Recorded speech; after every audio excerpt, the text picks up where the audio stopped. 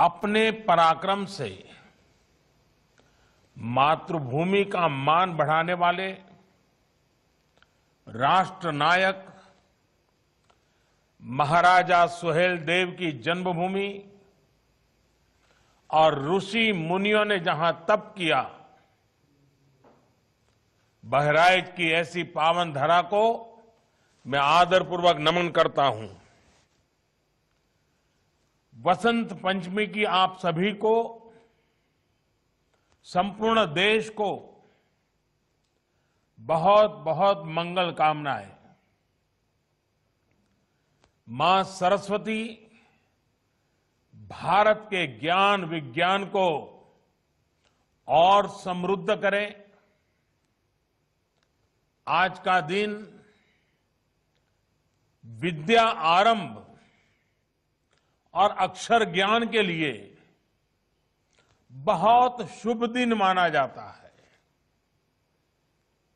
हमारे यहां कहा गया है, सरस्वती महाभागे विद्ये कमल लोचने, विद्या रूपे विशाल लक्षी विद्याम देहि नमोस्तुते। अर्थात हे महाभाग्यवती ज्ञान रूपा, कमल के समान विशाल नेत्र वाली ज्ञानदात्री सरस्वती, मुझको विद्या दीजिए, मैं आपको नमन करता हूं। भारत की मानवता की सेवा के लिए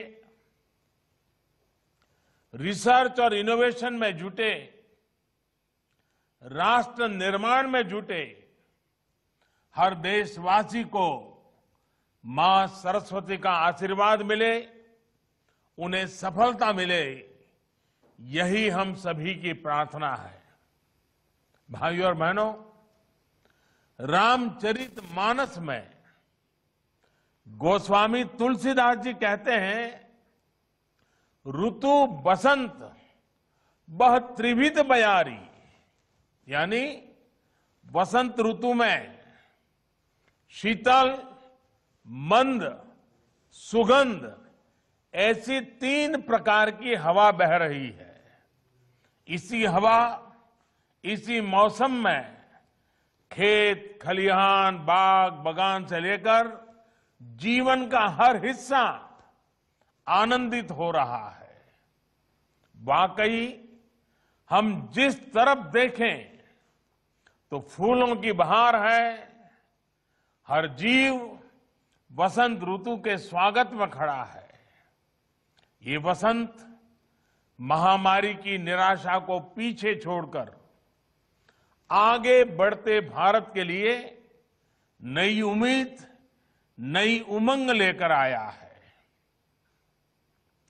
इस उल्लास में भारतीयता, हमारी संस्कृति, हमारे संस्कारों के लिए ढाल बनकर खड़े होने वाले महानायक महाराजा सुहेलदेव जी का जन्मोत्सव हमारी खुशियों को और बढ़ा रहा है। साथियों, मुझे करीब 2 साल पहले गाजीपुर में महाराजा सुहेलदेव की स्मृति में डाक टिकट जारी करने का अवसर मिला था। आज बहराइच में उनके भव्य स्मारक के शिलान्यास का सौभाग्य मिला है। ये आधुनिक और भव्य स्मारक ऐतिहासिक चित्तौरा झील का विकास बहराइच पर महाराजा सुहेलदेव के आशीर्वाद को बढ़ाएगा, आने वाली पीढ़ियों को भी प्रेरित करेगा। साथियों, आज महाराजा सुहेलदेव के नाम पर बनाए गए मेडिकल कॉलेज को एक नया और भव्य भवन भी मिला है। बहराइच जैसे विकास के लिए आकांक्षी जिले में स्वास्थ्य सुविधाएं बढ़ना यहां के लोगों के जीवन को आसान बनाएगा। इसका लाभ आसपास के श्रावस्ती, बलरामपुर, सिद्धार्थनगर को तो होगा ही, नेपाल से आने वाले मरीजों को भी ये मदद करेगा। भाइयों और बहनों, भारत का इतिहास सिर्फ वो नहीं है जो देश को गुलाम बनाने वालों, गुलामी की मानसिकता के साथ इतिहास लिखने वालों ने लिखा।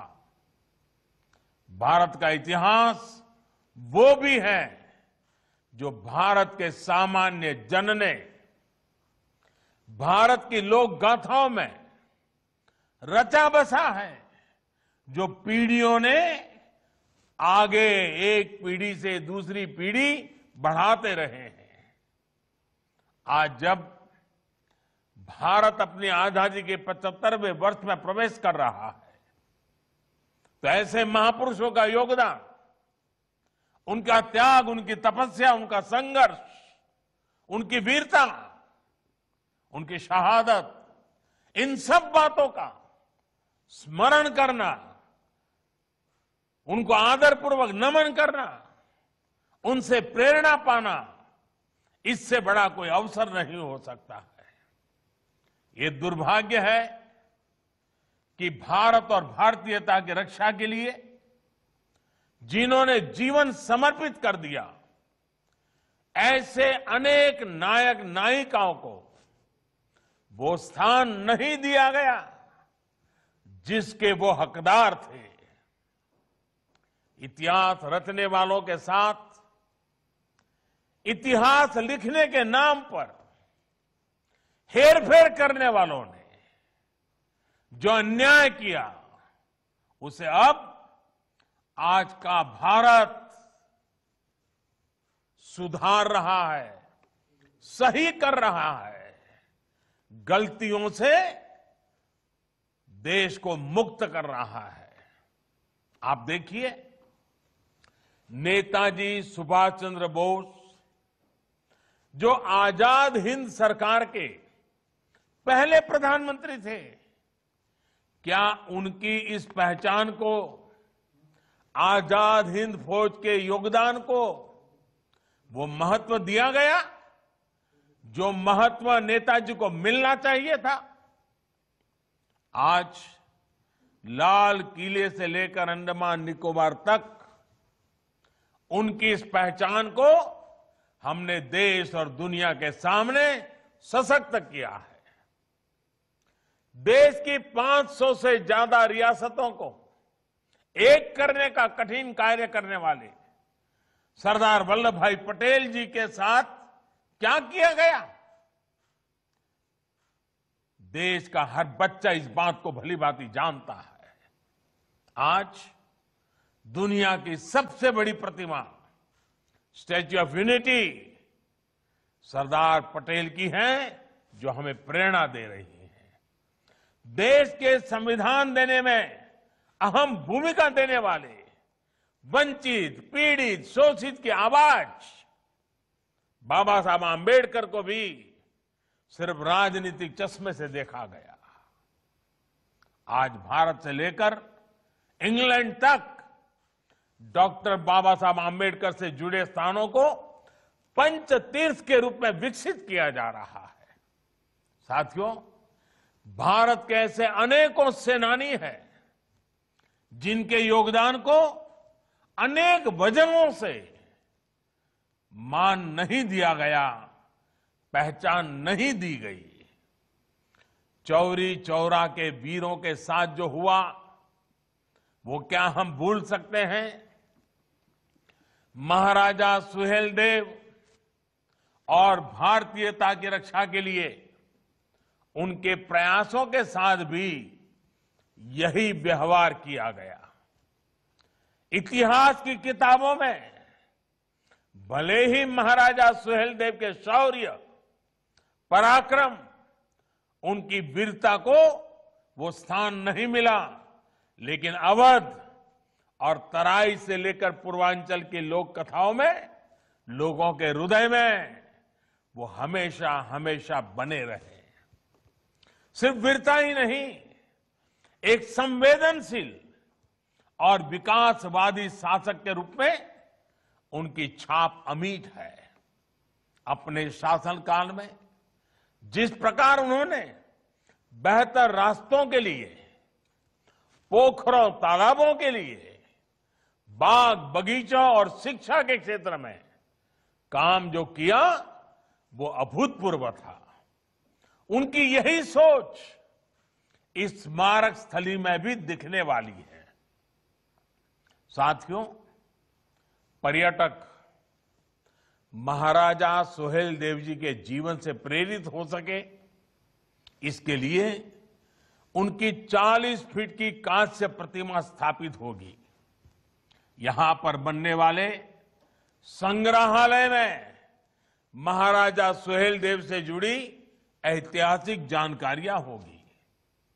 इसके भीतर की और आसपास की सड़कों का चौड़ीकरण किया जाएगा।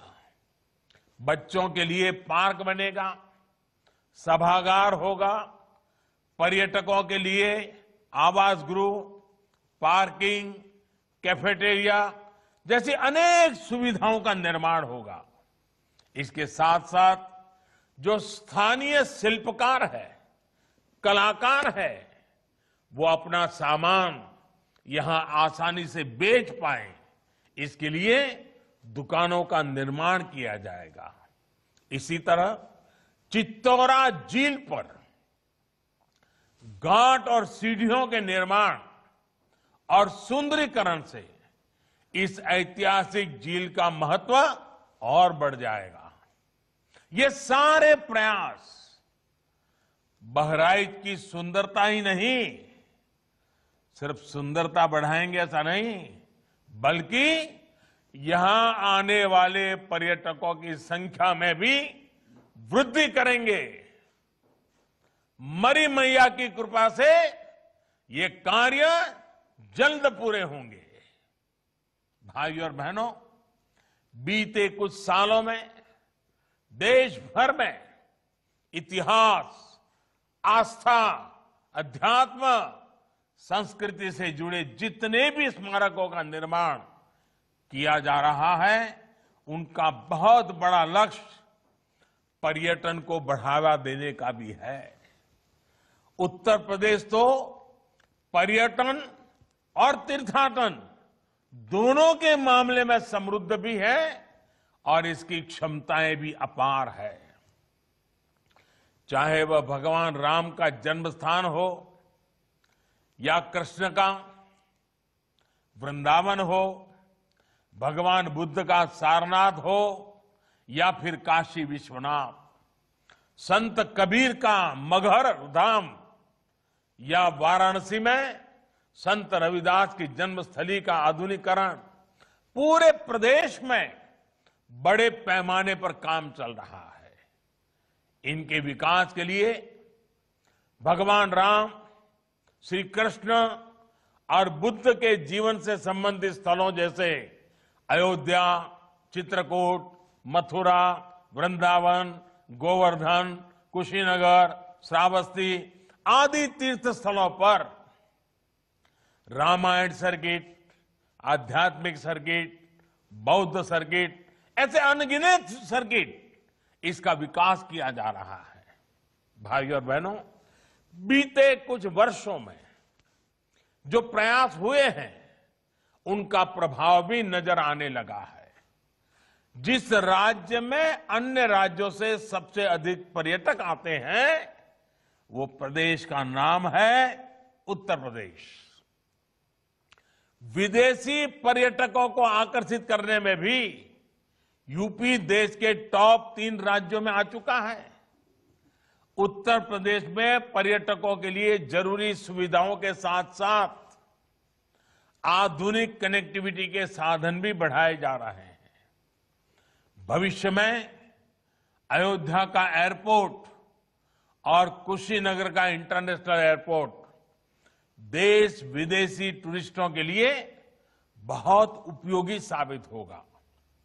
उत्तर प्रदेश में छोटे बड़े दर्जन भर एयरपोर्ट्स पर काम चल रहा है, जिसमें से कई पूर्वांचल में ही है। उड़ान योजना के तहत यूपी के अनेक शहरों उनका काम कीमत वाली हवाई सेवा से जोड़ने का अभियान चल रहा है, कम कीमत से।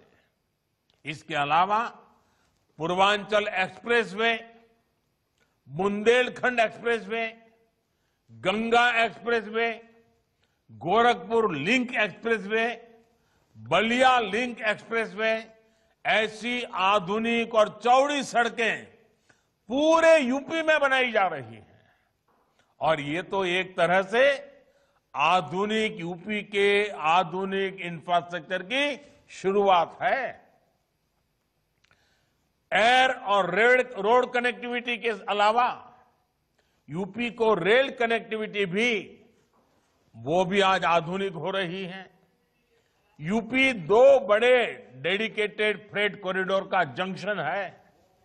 हाल ही में ही ईस्टर्न डेडिकेटेड फ्रेट कॉरिडोर के एक बड़े हिस्से का लोकार्पण यूपी में ही किया गया है।